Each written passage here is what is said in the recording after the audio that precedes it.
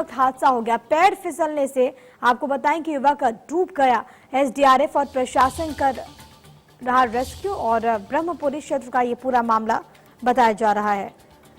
बड़ी खबर आपकी टीवी स्क्रीन पर, ये आपको बड़ी जानकारी दे रहे हैं जहां पर ये हादसा हो गया। तस्वीरें भी आपकी टीवी स्क्रीन पर। गंगा में नहाते वक्त दरअसल वो शख्स, वो युवक पैर फिसलने से डूब गया। हालांकि वहां पर टीम लगातार मौजूद है और लगातार वहां पर रेस्क्यू ऑपरेशन चलाया जा रहा है।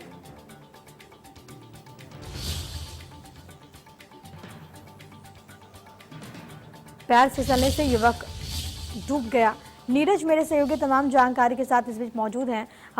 नीरज, और क्या कुछ ताजा अपडेट्स है आपके पास? क्या अभी तक टीम को सफलता हासिल हुई? जी प्रिया जी, मैं बता दूं, ये ऋषिकेश ब्रह्मपुरी क्षेत्र का मामला है। यहाँ पर दिल्ली से जो है 2 पुरुष और 1 महिला घूमने के लिए आए हुए थे और जब ये लोग ब्रह्मपुरी में घाट के किनारे जो है नहाने के लिए उतरे तो अचानक ही नहाते हुए एक व्यक्ति का जो है पैर स्लिप हो गया और वो गंगा में डूब गया। स्थानीय नागरिकों द्वारा इसकी सूचना जो है शिवपुरी चौकी इंचार्ज विनोद शर्मा को दी। उसके बाद पुलिस प्रशासन और एसडीआरएफ की टीम मौके पर पहुंची और सुबह से ही रेस्क्यू अभियान चलाया जा रहा है और जो व्यक्ति डूब गया उसको जो है ढूंढने की कोशिश की जा रही है, लेकिन अभी तक कोई भी पता नहीं चल पाया है। वहीं थानाध्यक्ष मोनी की रेती आरके सदानी का कहना है कि लगातार रेस्क्यू अभियान चलाया जा रहा है और ये जो है दिल्ली का रहने वाला है रोनी का, इनके परिजनों को सूचित कर दिया गया है। और जो इसकी जो साथ में जो दोनों लोग आए थे ये सुबह ही दिल्ली से यहाँ ऋषिकेश पहुंचे थे और ये घाट के किनारे नहाने के लिए उतरे थे, लेकिन अचानक पैर स्लिप होने के कारण ये हादसा हुआ है। जी हाँ नीरज, जहाँ पर ये लोग नहा रहे थे क्या वहाँ पर जलस्तर ज्यादा था या फिर कोई लापरवाही इनके द्वारा बरती गई? जी, ये जो ब्रह्मपुरी क्षेत्र और शिवपुरी क्षेत्र है, यहाँ पे कई ऐसी जगह है जो बड़ी संवेदनशील है। पुलिस प्रशासन द्वारा जगह जगह बोर्ड भी लगाए गए हैं, चेतावनी बोर्ड की यहाँ पर नहाना मना है। उसके बावजूद भी लोग जान जोखिम में डाल करके यहाँ पर नहाने के लिए आते हैं और यहाँ पर भंवर है जहाँ पर लोग अक्सर दुर्घटना का शिकार हो जाते हैं और यहाँ पर कई लोग अपनी जान भी गंवा चुके हैं। पुलिस प्रशासन, जल पुलिस यहाँ पर लगातार लोगों को चेतावनी देती है, लेकिन राजनीतिक दबाव के चलते लोग जो है हमेशा तड़ी दिखाते हैं और अपना नियम कानून की ध्वजा उड़ाते हैं और अपनी जान गंवाते हैं। ये कई बार हो चुके हैं, लेकिन प्रशासन को चाहिए कि वहाँ पर बिल्कुल ही सख्ती से रोक लगानी चाहिए। हम लोग सख्ती से रोक लगाने की जरूरत है क्योंकि आए दिन जब ऐसे मामले निकलकर सामने आते हैं गंभीर सवाल उठे लाजमी। बहुत बहुत शुक्रिया नीरज आपका तमाम बातचीत के लिए और तमाम जानकारी के लिए। फिलहाल आगे बढ़ते हुए एक और बड़ी खबर आपको बताएं। जसवंत सिंह के निधन पर सीएम त्रिवेंद्र का ट्वीट सामने आया। जसवंत जी के निधन का दुखद समाचार मिला, ये कहते हुए यहाँ पर मुख्यमंत्री त्रिवेंद्र सिंह रावत, जसवंत जी लोकप्रिय जननेता और कुशल प्रशासक थे, कई महत्वपूर्ण पदों पर रहे। ईश्वर दिवंगत आत्मा को शांति दे, शोक संतप्त परिवार को संवेदनाएं। ये ट्वीट करते हुए मुख्यमंत्री त्रिवेंद्र सिंह रावत आपको बताएं कि आज ये दुखद खबर निकलकर सामने आई कि पूर्व केंद्रीय मंत्री जसवंत सिंह हमारे बीच में नहीं रहे। वाजपेयी सरकार में कई महत्वपूर्ण जिम्मेदारी उन्होंने निभाई और आज पूरे राजनीतिक गलियारे में शोक की लहर देखने को मिल रही है। इधर आपको ये बताएं कि उधम सिंह नगर जिले में कोरोना काल में मत्स्य विभाग की हीला हवाले के चलते 17 मछली पालकों ने 60 क्विंटल से भी अधिक प्रतिबंधित प्रजाति की मछली पाल ली। इतना ही नहीं, सेहत के लिए नुकसानदेह मानी जाने वाली मछली को बाजार में बेचा भी गया, जबकि 1 साल पहले कृषि एवं किसान कल्याण मंत्रालय थाई मांगुर ने के पालक और खरीद फरोख्त में प्रतिबंध लगा चुका है। प्रतिबंधित मछली की प्रजाति के बच्चे मछली पालकों तक कहां से पहुंचे, इसको लेकर अधिकारी परेशान हैं। अब विभाग की ओर से 17 मछली पालकों को नोटिस भी दिया गया।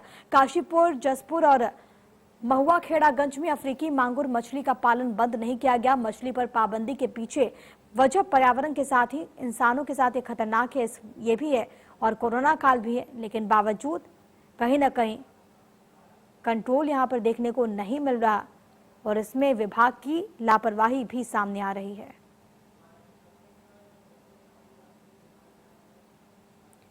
उत्तराखंड में अब जल्द ही रोपवे के जरिए पर्यटकों का सफर आसान होने जा रहा है। प्रदेश के पर्यटन को नए आयाम देने के लिए मसूरी देहरादून पुरुकुल रोपवे की योजनाओं पर काम किया जा रहा है। देहरादून से मसूरी आने वाले पर्यटकों को जाम के झंझट से निजात दिलाने के लिए देहरादून मसूरी पुरुकुल रोपवे का निर्माण जल्द शुरू होगा। उत्तराखंड पर्यटन सचिव दिलीप जावलकर द्वारा संबंधित अधिकारियों और पीपीपी डेवलपर के साथ मसूरी शिफंकूट का निरीक्षण किया गया। दिलीप जावलकर ने बताया कि पर्यटन विभाग द्वारा पीपीपी मोड पर मसूरी पुरुकुल रोपवे का निर्माण कराया जा रहा है। मसूरी पुरुकुल रोपवे सरकार की एक महत्वाकांक्षी योजना है।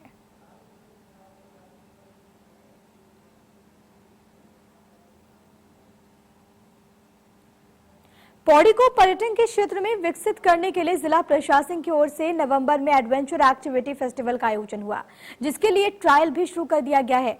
जिलाधिकारी पौड़ी ने बताया कि साहसिक खेलों को बढ़ावा देने और पर्यटन की गतिविधियों को बढ़ाने के लिए पौड़ी में अपना एयर स्ट्रिप तैयार कर लिया गया है, जिसकी शुरुआत के लिए कुछ दिनों तक ट्रायल चलेंगे। जिलाधिकारी पौड़ी धीरज सिंह गर्ब्याल ने बताया कि एडवेंचर इवेंट में देश के कोने कोने से लगभग 100 से ज्यादा पैराग्लाइडर्स इसमें हिस्सा करेंगे, जिससे हिमाचल के बिलिंग और पिथौरागढ़ के पैराग्लाइडिंग के क्षेत्र में हुए विकास जैसे ही पौड़ी को भी अलग पहचान मिल पाएगी।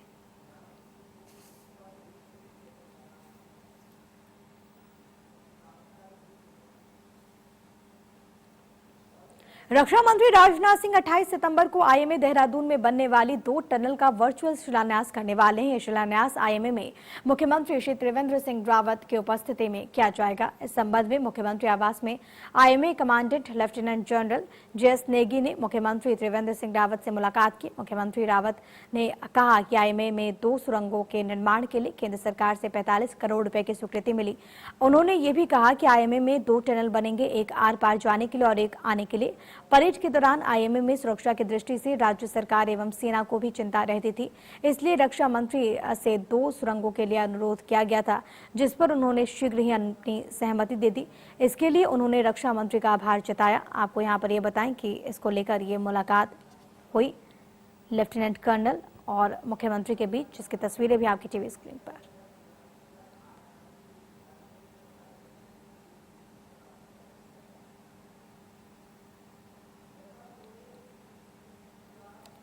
इधर आपको ये बताएं कि विधायक पूरन फर्त्याल को नोटिस जारी किया गया है। बीजेपी संगठन ने विधायक पूरन फर्त्याल को नोटिस भेजा है। अनुशासनहीनता के मामले में नोटिस भेजा गया है। सदन में विधायक ने सरकार के खिलाफ सवाल पूछा था। 1 हफ्ते के भीतर विधायक को जवाब देना होगा। जवाब न मिलने पर हो सकती है कड़ी कार्रवाई। ये बंशीधर भगत प्रदेशाध्यक्ष हैं, उन्होंने ये बात कही है। 1 हफ्ते के भीतर विधायक को जवाब देना होगा। दरअसल उन्होंने सवाल पूछा था अपनी ही सरकार से और इसके बाद संगठन की ओर से ये नोटिस उन्हें भेजा गया। राज्य मंत्री रेखा आर्य और आईएएस अधिकारी वी षणमुगम के बीच चल रहे विवाद को लेकर सीएम त्रिवेंद्र सिंह रावत ने उच्च स्तरीय जांच गठित की। इस मामले की प्रमुख सचिव मनीषा पवार जांच करेंगी। मुख्यमंत्री ने इस निर्णय पर राज्य मंत्री रेखा आर्य ने स्वागत करने के साथ ही साथ कुछ सवाल भी उठाए।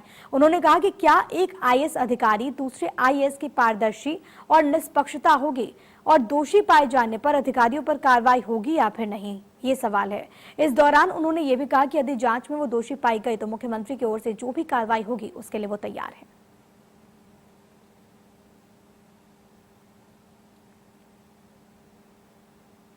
मसूरी शिफंग कोर्स से बेघर हुए लोगों को विस्थापित करने को लेकर आप पार्टी के द्वारा विरोधी रैली और नगर पालिका अध्यक्ष और मसूरी विधायक गणेश जोशी के खिलाफ विरोध प्रदर्शन किया गया। पुतला फूंकने को लेकर पुलिस ने आप पार्टी के कार्यकर्ताओं को मसूरी के गांधी चौक पर रोका। इस दौरान पुलिस और आप पार्टी के कार्यकर्ताओं के बीच तीखी नोकझोंक भी हुई। पुलिस ने कहा कि किसी भी हाल में बिना अनुमति के विरोध रैली नहीं निकलने दी जाएगी।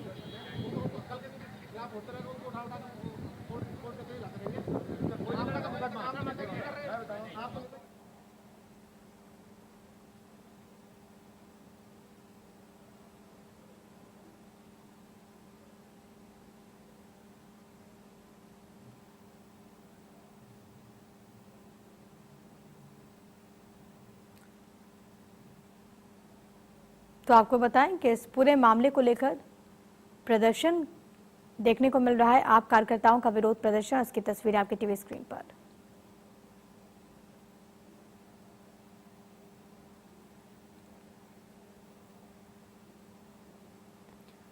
तो वहीं हल्द्वानी में हाई टेंशन लाइन की चपेट में आने के बाद हुई मौत के मामले में कांग्रेस कार्यकर्ताओं ने स्थानीय लोगों के साथ मिलकर विद्युत विभाग के कार्यालय में घेराव करते हुए जमकर प्रदर्शन किया। मृतक कमल रावत के परिजनों को उचित मुआवजा देने की मांग भी की। साथ ही साथ परिवार के एक सदस्य को विद्युत विभाग में नौकरी देने की मांग की गई। प्रदर्शनकारियों की मांग के बाद विद्युत विभाग के अधिकारियों का ये कहना है कि घटना की जाँच के निर्देश दे दिए गए हैं। इसके अलावा विद्युत विभाग के नियमों के अनुसार शुरुआती मुआवजा दे दिया गया है, अन्य मुआवजा कुछ दिनों बाद दे दिया जाएगा। इसके अलावा मृतक के परिजनों को संविदा में नौकरी की संस्तुति विभाग ने उच्च अधिकारियों को प्रेषित भी कर दिया है।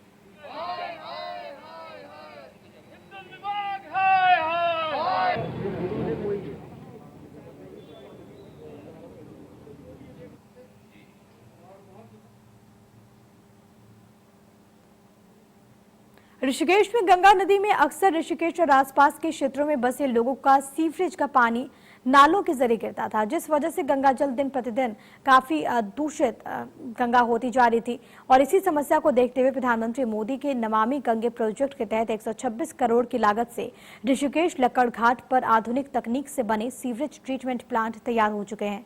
नमामि गंगे परियोजना के प्रोजेक्ट मैनेजर अरविंद चतुर्वेदी के अनुसार 30 सितंबर तक प्रधानमंत्री मोदी वीडियो कॉन्फ्रेंसिंग के जरिए इन तीनों प्लॉट्स का उद्घाटन करेंगे। यह तीनों प्लॉट की खास विशेषता ये है कि इस इको फ्रेंडली ट्रीटमेंट प्लांट से निकलने वाला पानी काफी साफ सुथरा होगा।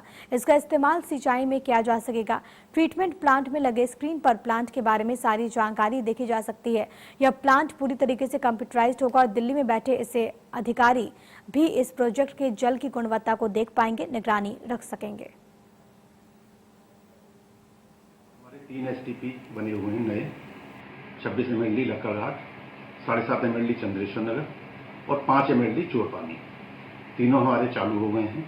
इन तीनों का ही लोकार्पण माननीय प्रधानमंत्री जी द्वारा किए जाने की सूचना प्राप्त हुई है। कौन सी तारीख को उद्घाटन होने की संभावना है? इसकी तिथि, औपचारिक तिथि नहीं जानकारी मिल पाई है। उम्मीद यह है कि इसी महीने के अंतिम दिवस तक कभी भी। वहीं कोटद्वार कोतवाली में नवनियुक्त कोतवाल नरेंद्र बिष्ट ने पदभार संभाल लिया है, जिसमें कोतवाल ने कोटद्वार में कोरोना के बढ़ते केसेस को ध्यान में रखते हुए झंडा चौक और नजीबाबाद चौक से मास्क चेकिंग का अभियान चलाया। जो कि लोग बिना मास्क लगाए घूम रहे थे, उन्हें मास्क वितरित कर कोरोना महामारी के प्रति जागरूक रहने की अपील की। SSP पौड़ी के निर्देशानुसार लोगों को कोरोना महामारी के प्रति जागरूक किया जाए, जिसमें नरेंद्र बिष्ट ने लोगों को सोशल डिस्टेंसिंग, मास्क को सही तरीके से पहनने की जानकारी भी दी।